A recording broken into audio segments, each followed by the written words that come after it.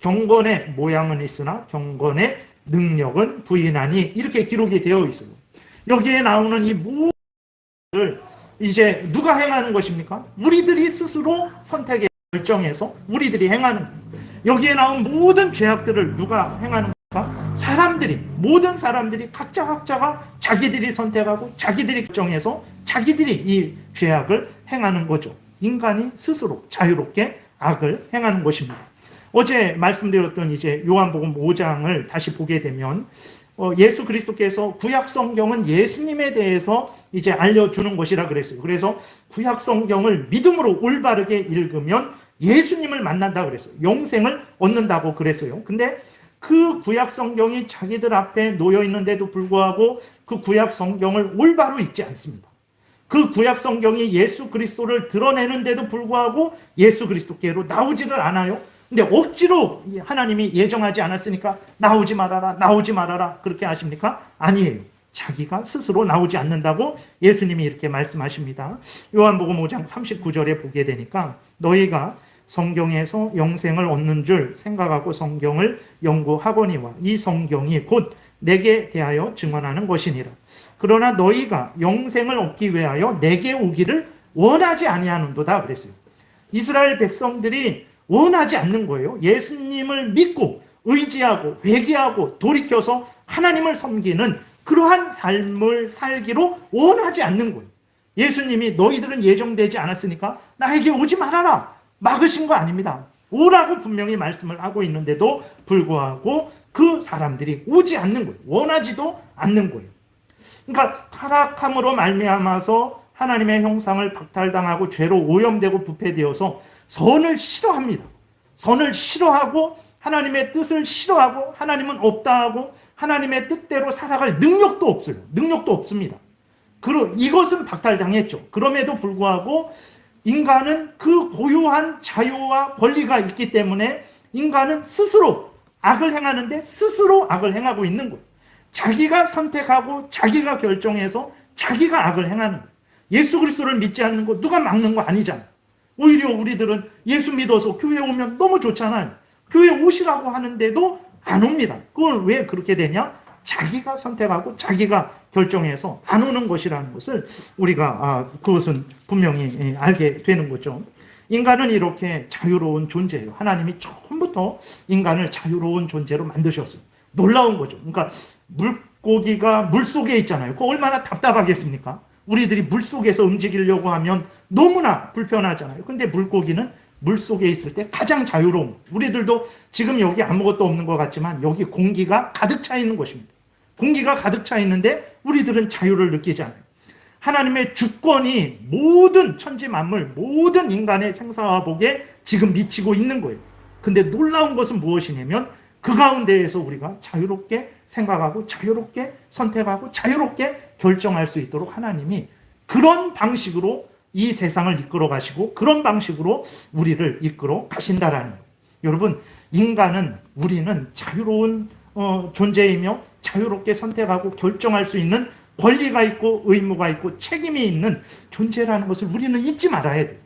우리는 우리 자신이 그러한 자유로운 권리와 특권을 받은 자라는 것에 대해서는 늘 좀 잊어버리는 경향이 있어요. 그리고 다른 사람을 향해서는 그러한 자유로운 특권과 권리를 아주 잘 인정하는 경우죠. 당신 때문에 이렇게 됐다라고 책임을 잘 돌려요. 근데 그 사람에게 책임을 돌리는 만큼 나도 책임을 지고 있다는 것을 알아야 됩니다. 그러니까 나도 자유롭게 선택하고 결정을 하고 있는 존재라는 거예요. 우리는 다른 사람에게 당신이 이렇게 하면 안 됩니다 라고 말을 하잖아요. 왜 그렇습니까? 그가 그렇게 스스로 선택하고 결정해서 바른 길을 가야 되는 존재이기 때문에 우리는 그에게 말을 하는 거잖아요. 마찬가지로 그가 그렇게 자유롭게 선택해서 올바른 길을 가고 올바른 일을 해야 되는 것처럼 우리들 자신이 지금 여기 있는 여러분 모두가 그러한 특별한 권리를 가지고 있다라는 거예요. 근데 우리가 그러한 특별한 권리를 우리 자신이 가지고 있는 것에 대해서는 깊이 생각을 안 하죠. 그리고 다른 사람에 대해서만 그런 것을 가지고 있는 것으로 생각을 하는 거죠. 그래서 부러워하기도 하고 한편으로는 모든 책임을 이렇게 돌리기도 하는 거죠. 근데 우리 자신이 우리 자신을 봤을 때 그거는 우리도 마찬가지로 부러워할 만한 그러한 특권과 권리를 우리가 가지고 있는 거예요. 그래서 우리도 다른 사람만 올바로 살아야 되는 게 아니라 우리도 올바로 살아야 되는 존재라는 것을 우리가 절실히 인식을 해야 되는 것입니다. 하나님이 우리들을 구원하실 때에도 역시 인간의 자유를 침해하시지 않는 방법으로 우리를 구원하셨어요. 여러분들이 죄를 깨닫고 회개하고 돌이켜서 예수 그리스도를 믿을 때 나는 하기 싫은데 억지로 그렇게 하셨습니까? 아니잖아요. 물론 들어서 어떤 집사님을 통해서 목사님을 통해서 정말 부모님을 통해서 친구를 통해서 수없이 이렇게 예수 그리스도를 소개받았죠. 그러나 어쨌든 간에 내가 죄인이구나. 그것을 깨달은 건 내가 깨달은 거란 말이에요. 내가 죄를 회개해야 되겠다. 그건 내가 회개하는 것입니다. 내가 예수 그리스도를 믿어야 되겠다. 말 그대로 내가 예수 그리스도를 믿은 것 아닙니까? 그러니까 하나님이 우리를 구원하실 때에도 인간은 자유로운 존재이기 때문에 자유롭게 선택하고 결정할 수 있는 존재이기 때문에 억지로 마지못해 하나님이 끌고 오시지 않습니다. 하나님이 우리로 어떻게 하시냐? 성령께서 하나님이 택한 백성들에게 성령을 보내주시죠. 성령께서 그 택한 백성들, 죽은 마음, 강팍한 마음, 돌 같은 마음, 어두워진 귀, 보지 못하는 눈을 하나님께서 바꿔주시는 거예요. 그리고 힘을 더하시죠. 그렇게 되니까 그러한 은혜를 받은 우리들의 눈이 그때 뜨이게 되는 거예요. 귀가 열리게 되는 것이고 깨닫게 되는 거예요. 그래서 내가 죄인이구나. 그건 내가 깨닫는 거예요. 내가 죄인이구나. 하나님이 그런 은혜를 주십니다. 그러한 힘을 주세요. 그래서 그 은혜와 힘에 힘입어서 내가 죄인이구나. 내가 죄를 회개해야 되겠구나. 내가 예수 그리스도를 믿고 돌이켜야 되겠구나. 내가 그렇게 하게 하시는 거예요. 그러니까 하나님이 인간을 이렇게 자유로운 존재로 만드셨고 하나님은 실제로 창조 이래로 이때까지 우리가 태어난 이래로 이때까지 하나님은 항상 이렇게 인간을 인격적으로 존중하셨다라는 것을 우리가 기억을 해야 되는 것입니다. 그래서 성령으로 거듭나게 하셔서 우리로 스스로 깨닫고 스스로 선택하고 스스로 사용하시는 방식이 이런 방식인 거예요. 그래서 빌립보서 2장 13절에 보게 되면 이렇게 말씀을 하고 있어요. 너희 안에서 행하시는 이는 하나님이시니 하나님이 우리 안에서 행하신다라는 거예요. 하나님이 우리 안에서 행하시는데 어떻게 행하시냐? 강제로 억지로 그냥 손으로 꽉 부여잡으시고 우리 목을 잡으시고 끌고 가시는 방식이 아니라 자기의 기쁘신 뜻을 위해서 우리에게 소원을 두고 행하게 하신다는 거예요. 우리 마음속에 소원함을 주십니다. 그 소원함을 우리가 하나님이 주신 것을 깨닫고 그래 내가 이렇게 살아야지 라고 내가 스스로 선택하고 내가 결정해서 그 뜻을 따르게 하시는 방식이라는 거예요. 이게 희한한 방식이 아닙니다. 이게 바로 오늘 이것도 마찬가지예요. 여러분들에게 하나님의 말씀을 전하고 있잖아요. 하나님이 직접 전하실 수도 있죠. 그러나 주일날 교회에 함께 모여서 이렇게 공적인 설교를 통해서 하나님의 말씀을 전하게 하시는 거예요. 그것이 바로 하나님께서 여러분들에게 강제로 강력하게 생각도 못하게 하고 말도 못하게 하고 그 말씀을 집어넣어서 그냥 그 말씀대로 생각하고 말하고 로봇처럼 그렇게 하시지 않는 거예요. 하나님의 말씀을 들려주시고 여러분들로 하여금 그 말씀을 생각하게 하고 여러분들로 하여금 그 말씀을 따라서 살아가고자 하는 결정을 여러분들에게 하게 하시는 거예요. 그 말씀을 선택하고 결정하게 지금 하나님이 역사하고 계신 거예요. 이러한 존재라는 것을 우리가 알아야 됩니다. 그러니까 하나님이 일하시는 방식이 이런 방식으로 일하는 거예요. 그러니까 우리는 하나님이 언제 나에게 은혜를 주셨지? 언제 나에게 소원을 주셨지? 하나님이 나를 신경 쓰기나 하셨나? 라고 하시지만 아닙니다. 모든 시대, 모든 순간, 모든 역사를 통해서 우리 개인의 모든 일생을 통해서도 하나님이 이런 방식으로 우리에게 은혜를 주시는 거예요. 그런데 우리는 이런 방식으로 은혜를 받고 있다는 걸 모르죠. 모든 것이 기회입니다, 여러분. 모든 것이 은혜의 순간이에요. 지금 우리들에게 하나님의 은혜가 정말 하나님의 영광을 위하고 하나님의 뜻을 이루고 하나님 나라를 확장하는 하나님을 사랑하고 이웃을 사랑할 수 있는 그 기회가 지금 우리에게 주어지고 있는 거예요. 그 기회가 한없이 영적으로 육적으로 모든 기회가 지금 우리에게 주어지고 있는 거예요. 그러면 첫 번째로는 이러한 대우를 받고 있는 것입니다. 그러면 우리가 지금 얼마나 정말 하나님으로부터 존귀한 대우를 받고 있는지, 인격적인 대우를 받고 있는지 우리가 깨달아 알아야 돼요. 그걸 모르니까 하나님 앞에 첫 번째로 감사하지 못하는 거죠. 여러분, 만군의 하나님이시죠. 온 천지 만물의 창조주 하나님이십니다. 너무 존귀해서 인간이 가까이 갈 수가 없어요. 하나님을 볼 수가 없습니다. 우리는 벌레만도 못하고 만도 못한 인간들이죠. 그런데도 하나님이 우리를 이렇게 대하세요. 우리가 선택하고 결정한 것을 하나님이 들으세요. 예를 들어서 우리가 아기를 낳았어요. 그럼 우리 아기의 이름은 홍길동으로 해야 되겠다. 그러면 하나님이 야, 아니다, 필요 없다, 홍길동 너무 이상하다, 다른 이름으로 해라, 안 합니다. 하나님이 우리 자식을 부를 때 내가 지어준 이름으로 부르신다니까요. 홍길동아, 나에게 와라. 홍길동아, 내가 너를 사랑한다 라고 그렇게 하나님이 불러주신다니까요. 아담에게만 그런 특별한 은혜를 주신 것이 아니라 지금 모든 인간들에게도 마찬가지.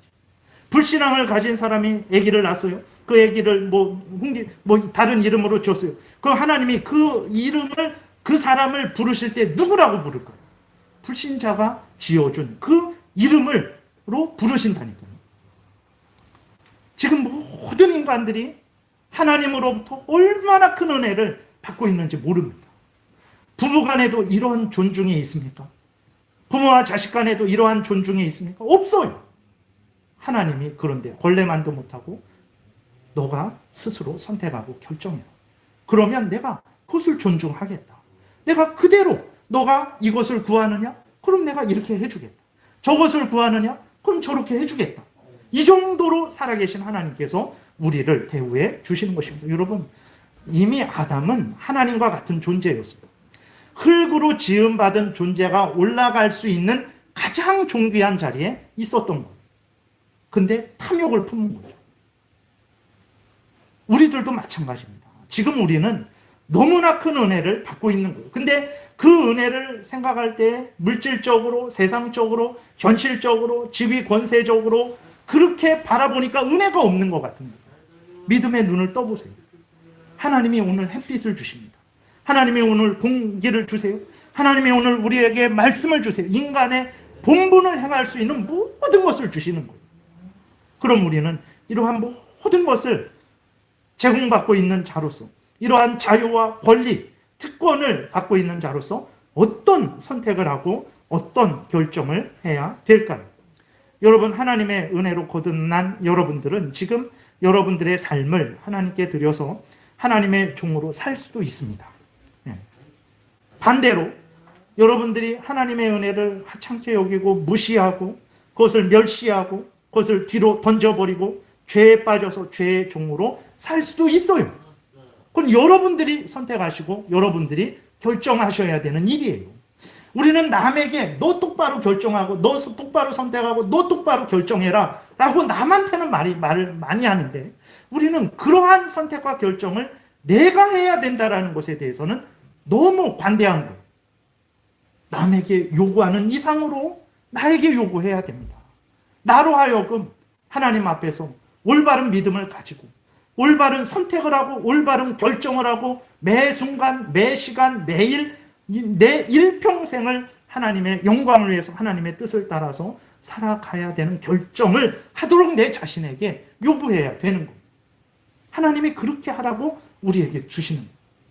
우리들이 아이들에게 공부해라, 공부하지 않으면 정말 너의 인생이 좀 더 약간 불편하고 어렵고 기회가 많이 줄어든다. 그러니까 열심히 공부하면 좀 더 쉽게 많은 기회와 또 많은 그러한 유익을 얻을 수 있다. 공부 안 하면 그거 못 얻는다.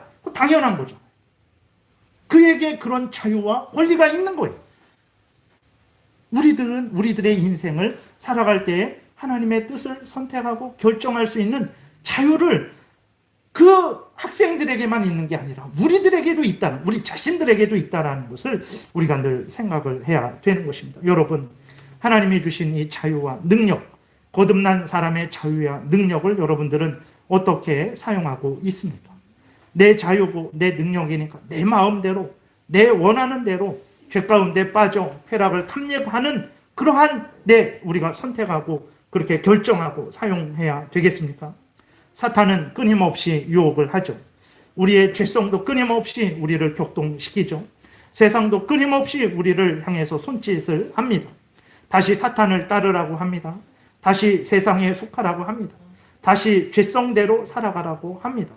우리가 그러면 우리의 자유와 능력을 이러한 유혹들을 따르는데 선택하고 결정을 해야 되겠습니까? 그럴 수 없는 거예요. 다시 죄로 돌아가는 것은 하나님의 은혜를 대적하는 것이죠. 예수 그리스도의 고난과 십자가에서의 죽음을 더럽히는 것입니다. 그것은 성령을 소멸하는 일이라는 것을 우리가 기억을 해야 되는 것입니다. 오늘 본문을 통해서 이제 사도 바울이 말을 하는 거죠. 하나님이 바울을 통해서 이야기를 하는 것입니다. 그러한 자유와 능력, 하나님으로부터 은혜를 받았는데, 예수 그리스도로부터 구원을 받았는데, 그러한 구원을 어디에다 사용해야 되느냐?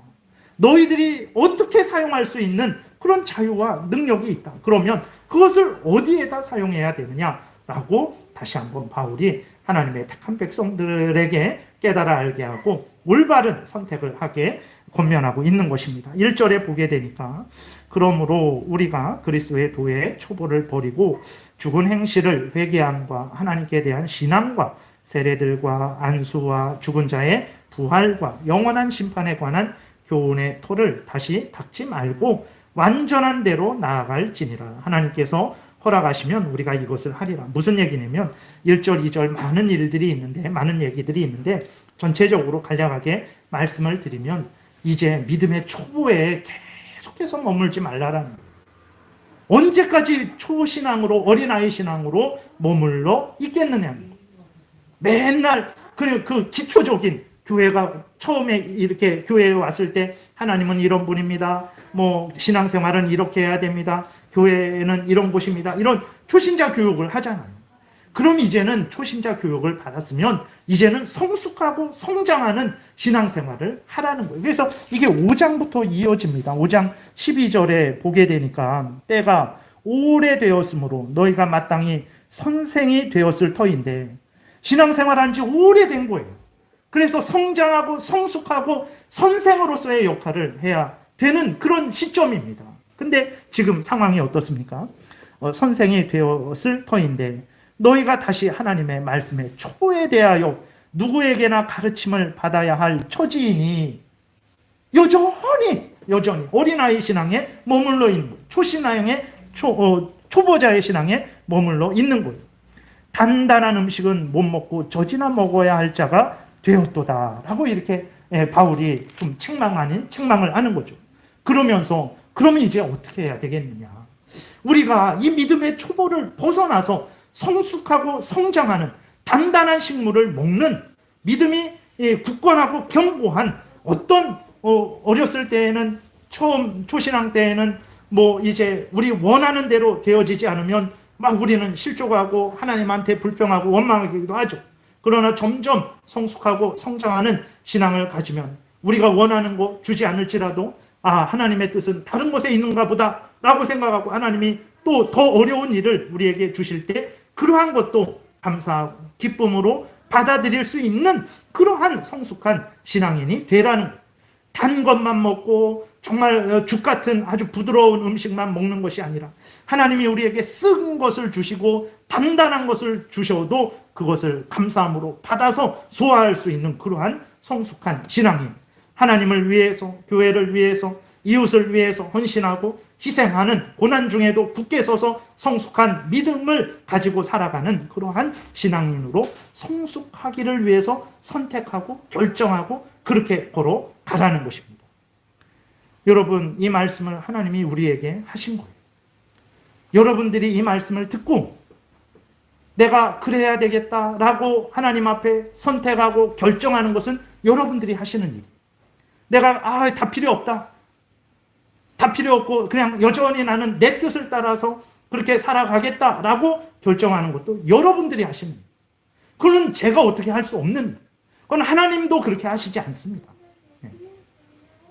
하나님이 일하는 방식은 여러분들에게 이렇게까지 은혜를 내려주신 예수 그리스도께서 십자가에 못 박혀 대신 죽으셔서 여러분들의 죄를 대신 받으시고 여러분들에게 예수 그리스도의 의리를 덧입혀서 이렇게 하나님의 자녀로 만들어 주셨어요. 한 주간도 보호하시고 지키시고 인도해 주셔서 많은 어려움이 있었지만 그래도 이 자리에 불러 모아 주셨어요. 우연한 일이 아닙니다. 그리고 하나님 이 부족한 자를 통해서 하나님의 말씀을 여러분들에게 전하게 하셨어요. 무엇을 하라고 이 은혜를 주셨을까? 말씀을 듣고 뭐 다 필요 없어 라고 그냥 내 마음대로 살래 라고 그러한 선택을 하고 결정을 하라고 이 은혜를 일주일 동안 지키시고 보호하시고 어려움 속에서도 인도하셔서 여기로 불러 모아 주셨겠습니까? 그러지 않죠. 여러분들은 하나님의 이 말씀을 들을 때 어떤 마음이 드십니까? 내가 앞으로 어떤 선택을 하고 어떤 결정을 해야 되겠다라는 그러한 마음이 일어나고 있습니까? 3절에 보게 되면 하나님이 허락하시면 우리가 이것을 하리라 그랬어요. 우리는 무지하죠. 무능하고 진짜 작심 삼일도 안 가죠. 하나님 앞에 온전하지 못합니다. 그러나 하나님이 허락하시면 우리가 성숙한 신앙인이 될 수 있는 거예요. 하나님께 기도하셔야 됩니다. 은혜를 구하셔야 됩니다. 하나님이 도와주시면 성숙한 신앙인이 될 수 있는 거예요. 여러분, 우리가 아이들을 볼 때에 정말 조금만 공부하면 좀 이렇게 나아질 텐데 그렇게 안 하는 것을 봤을 때 답답하잖아요. 야, 왜 그러냐? 조금만 더 하면 될 텐데. 그 안타까움이 있죠. 근데 그 안타까움을 여러분 다른 사람에게만 돌리지 마시라는 거예요. 제가 여러분들에게 오늘 말씀드리는 것은 바로 내 자신이 그런 하나님이 보셨을 때 그런 안타까움을 가지게 되는 그러한 지금 형편 사정은 아닌가라는 것에 대해서 우리가 우리 자신을 돌아봐야 된다는 것입니다. 여러분, 우리는 부족하고 연약하지만 하나님이 은혜 주시고 인도하시면 성령께서 도우시면 능히 우리의 신앙이 성숙하고 성장하게 될 수 있는 거예요. 그런 이 모든 것들을 들으면서도 여전히 난 다 귀찮다. 뭐 기도해서 뭐하냐. 하나님 뜻대로 살아서 뭐하냐.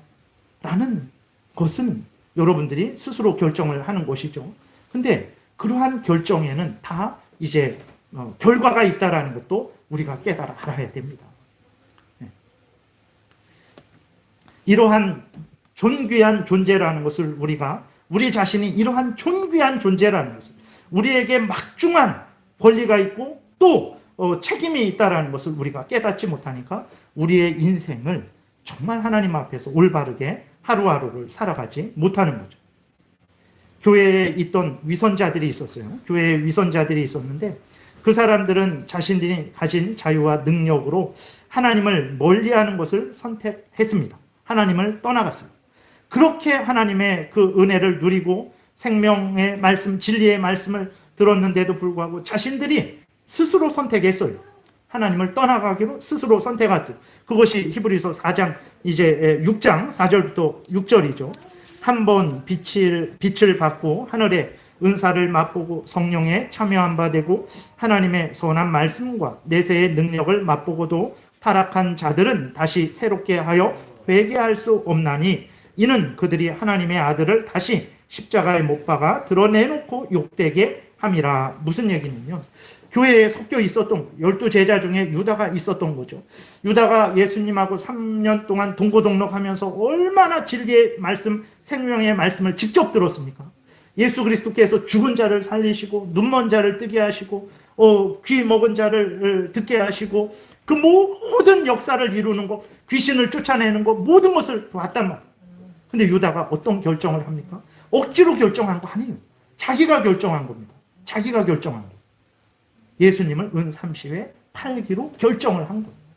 그런 자들에게 무슨 은혜가 있겠습니까? 그것을 말하는 거예요. 택한 자가 구원이 취소된다, 이것을 말하는 게 아니라 교회에 함께 있었지만 위선자들은 결국은 하나님의 은혜의 혜택을 받았으면서도 결국은 자기들이 스스로 하나님을 멀리하는 것을, 하나님을 떠나는 것을, 스스로 멸망에 처하는 것을 선택했다라는 거예요.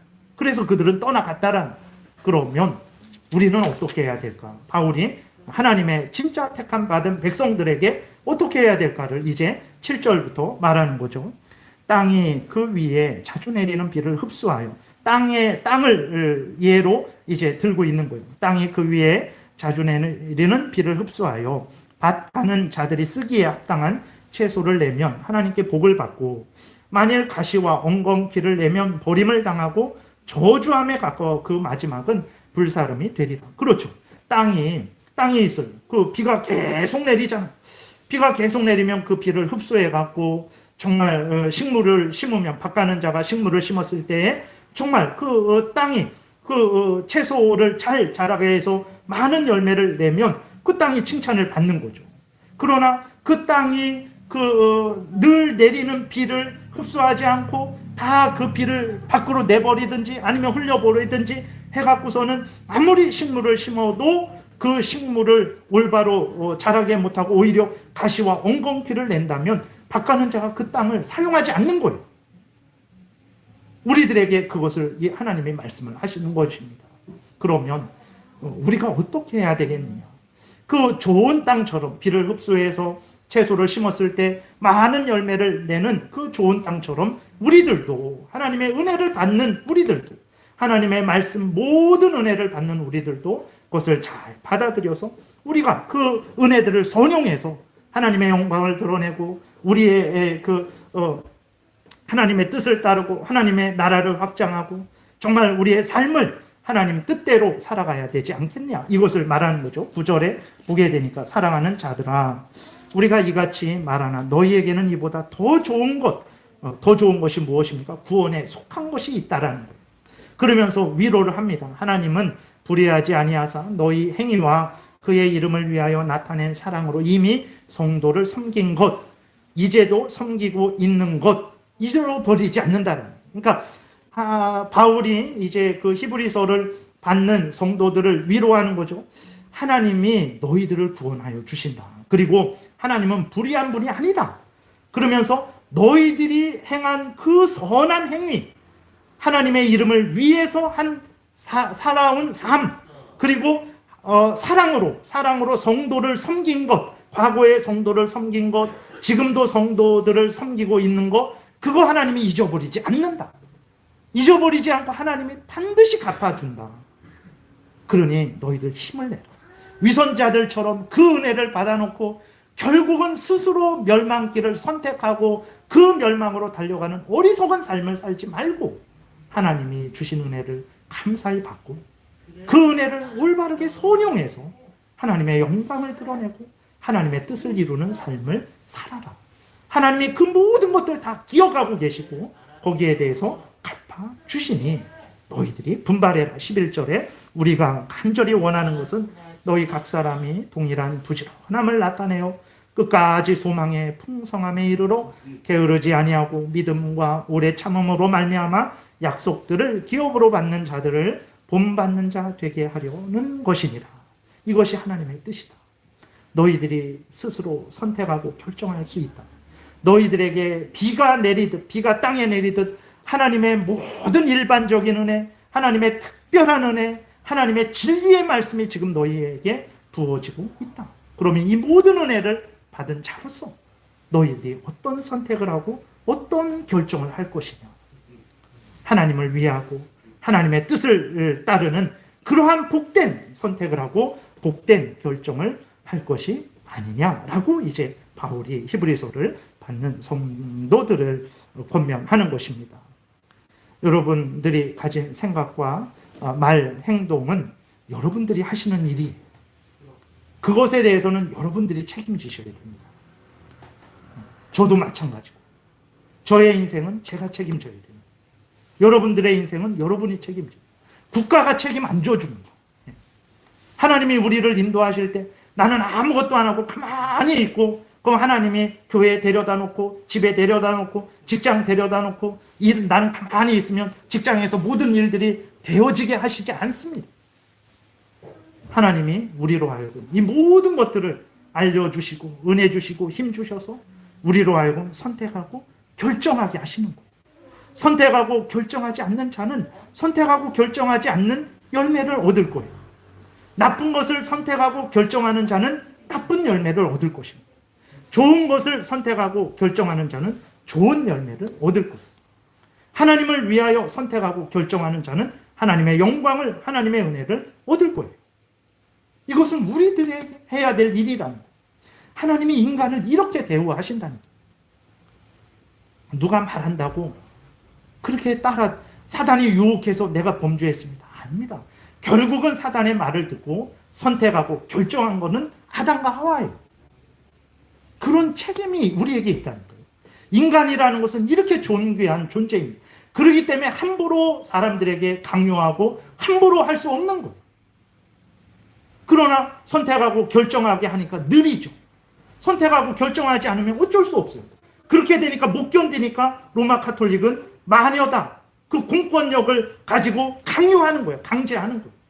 공산국가는 자기들의 말을 안 들으니까 그러니까 그냥 일당 독재로 해서 사람들을 억압하고 생각의 자유, 언론 표현의 자유, 그러한 모든 집회 결사의 자유, 국민으로서의 모든 것을 억압하는 거예요. 쉽죠? 폭력은 쉽습니다. 때리면 되니까, 죽이면 되니까. 무서우니까 따라가죠.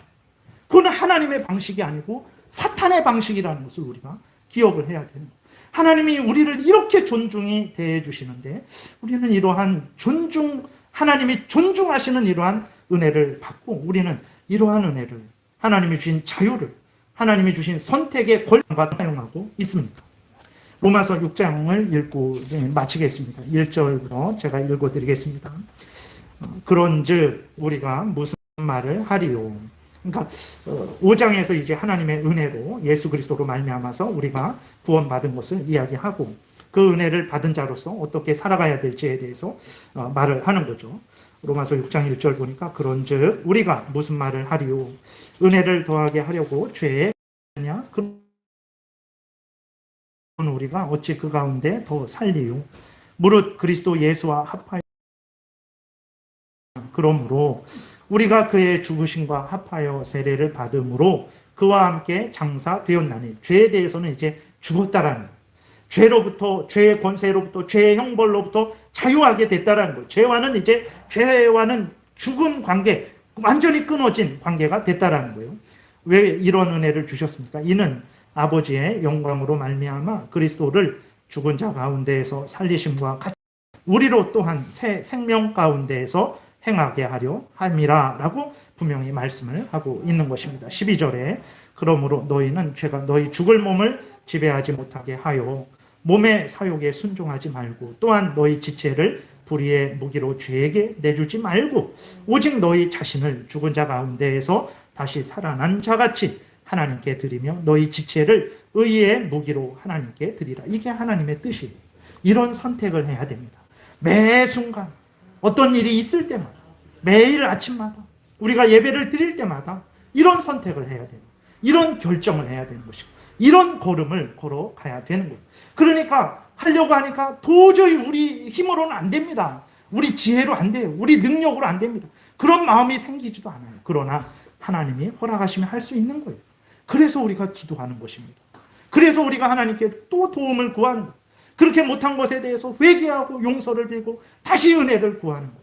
우리의 삶은 이러한 하나님의 뜻을 따라 살아가기 위해서 애쓰고 힘쓰는 삶입니까? 아니면 그 삶은 그 삶이고 내 삶은 내 삶이고 라는 그러한 삶입니다. 모두가 하나님이 모두에게 어린아이든 어른이든 간에 모두에게 이러한 특권을 주신 것, 자유와 권리를 주신 것. 마지막에 하나님이 결산을 하시죠. 무슨 결산을 할까요? 이 자유와 권리를 어떻게 행했는지에 대한 결산을 한다라는 거예요. 의를 행한 자에게는 하나님이 생명의 부활로, 악을 행한 자들에게는 심판의 부활로 하나님이 나오게 하실 것입니다.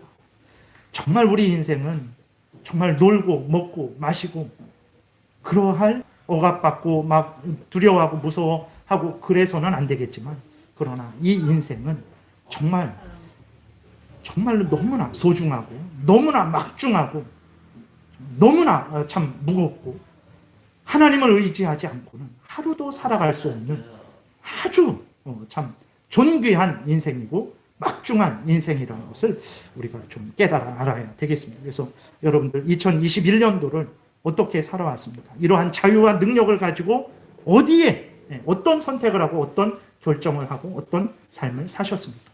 2022년도를 여러분 어떻게, 어떤 선택을 하고 어떤 결정을 하면서 살아가기를 원하십니까? 잘 여러분 생각하시고 하나님의 뜻을 선택하시고 결정하십시오. 힘들고 어렵지만 때가 되면 반드시 시편 126편 우리가 그 앞에 예배 드릴 때 읽었잖아요. 반드시 때가 되면 기쁨으로 단을 거두게 될 것입니다. 기도드리겠습니다. 살아계신 하나님 아버지 감사합니다. 우리가 이렇게 대단한 존재인지 잘 알지 못합니다. 그런데 우리가 얼마나 대단한 존재인지, 우리는 은혜 받지 못했다고 늘 원망불평 한탄하는데 우리가 우리 자신을 보니 이러한 은혜를, 너무나 큰 은혜를 받은 존재라는 것을 다시 한번 깨달아 알게 됩니다. 우리가 어떤 선택을 하고 어떤 결정을 하고 어떤 삶을 살아가야 될까요?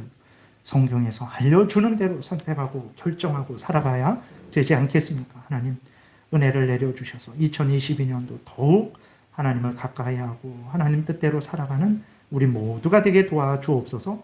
예수님 이름으로 기도드렸습니다. 아멘.